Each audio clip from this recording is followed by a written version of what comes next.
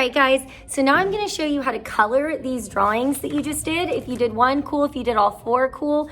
If you didn't do any of them and you just watched, that's cool too. So I want you to pay attention while I'm coloring at how I overlap colors of crayons. When I overlap crayon colors, hold on, you're gonna get some really neat effects, like how the grass looks like it's shadowier here and how the mountain looks like the colors blend, the flower looks outlined. We don't have to color things in like a coloring book. We can blend colors and overlap them. That's when one color goes on top of another. So that way it gives our drawings a little more variety. Let me show you one other example of that. Right here. This is an optical illusion drawing, but you can see where I've blended those colors. It gives those squares just a little bit more of a pop, and it doesn't look like so much of a checkerboard. So I'm gonna film this on fast motion. So if you need to pause it at any time, go for it. And happy coloring. I'll see you guys for next week's lessons. Don't forget your mantra, and you are all beautiful and amazing.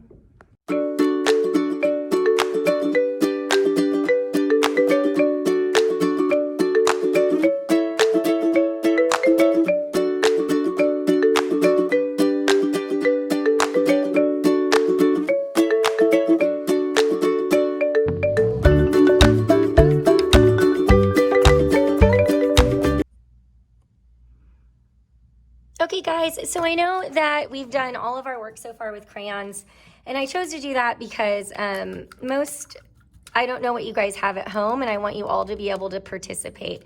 But I know some of you probably have paints and other things to work with. So on this last example, I'm gonna paint this mouse with watercolor. I need to clean that yellow, because some of you guys weren't cleaning your paints last year or rinsing your brushes, and so now I get to clean them all up. And that's okay. We'll learn how to do this. I'm just cleaning my yellow. Okay, so I am going to paint my mouse. You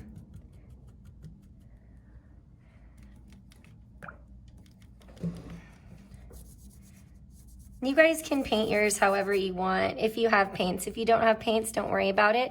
And you can do all of that cool work, all of those drawings with the crayons or colored pencils that are in your kits. If you notice here where I put purple down first and then blue, they kind of blend together. Another cool trick is if you trace your painting or your drawing with a crayon, it will resist the paint. So you don't have to worry so much about staying in the lines when you trace with a crayon instead of a Sharpie or something like that. So I'm just blending some colors here to give some variety to my painting. Okay, my mouse is gray. How am I gonna make gray? I'm gonna put water up here in my well. And then I'm gonna add a little bit of black to it. And what that's gonna do is it's gonna dilute the black and make it a wash. And that's gonna be a gray for my mouse. I want him to be really light gray, but I can always add a little more, or I can toss some brown in there to make it more mouse color. There we go. That's why the top parts of your watercolor palettes have those little walls in them. Those little walls are meant to separate your colors so that way you can mix different washes. A wash is just watercolor that's mixed with water.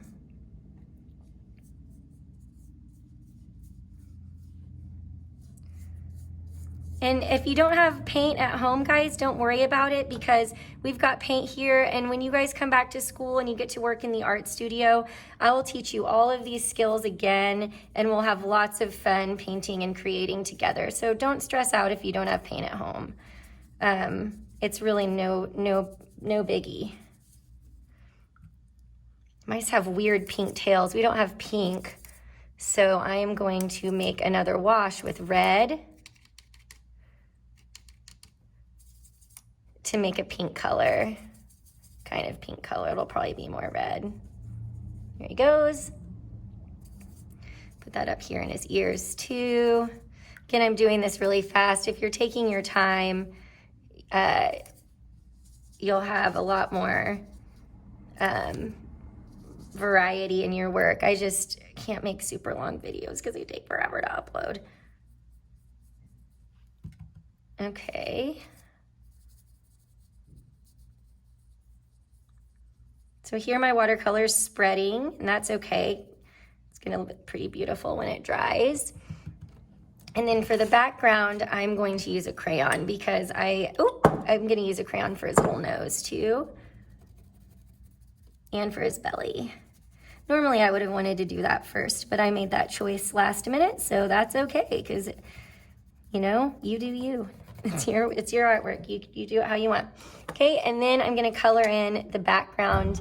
Let's see, what color do I want? I'm gonna go with brown and orange.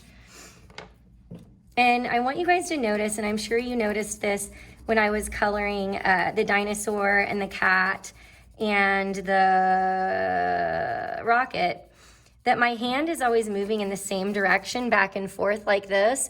We don't color like this because that makes our work look messy, and it doesn't, and messy's okay if you like your artwork looking more like zig or, you know, kind of wild looking. That's great, do it that way.